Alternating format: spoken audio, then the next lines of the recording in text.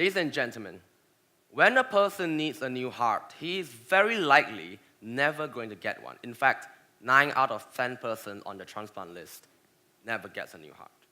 The reason is because we simply do not have as many donors as we have names on that list.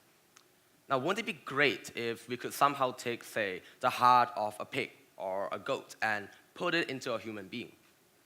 As it turns out, we may be able to do so right now. Our heart is composed of two main things. Firstly, there are heart cells, which are the motor of the heart, the things that keep the heart beating and pumping. And these heart cells are hooked and anchored in place by collagen fibers, which are protein strings, which act just the same way as pillars would act in a building. We always build a building by building the pillars first, because we need them to support the shape of the building and to allow them to put bricks in the right position. So we need them to anchor things. These strings of collagen fibers act the same way. And the best part is, there's absolutely nothing different in between your collagen, my collagen, and the protein fibers of a pig or a goat.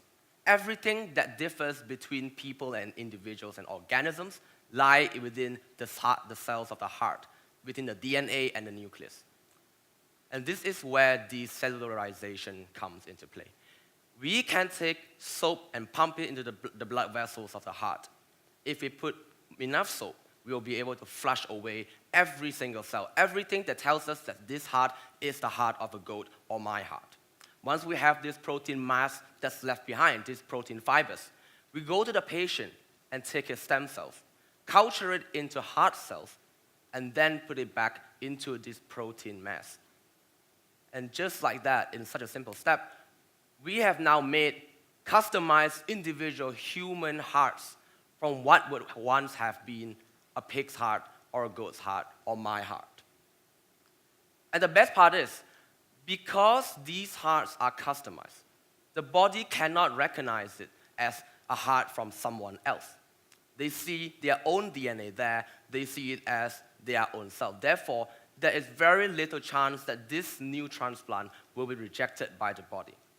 And because we have so many poultry farms in the world, we can make many, many hearts through this technique.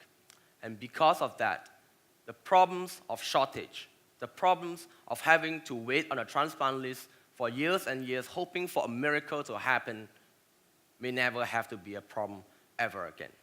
And this process is decellularization. Thank you.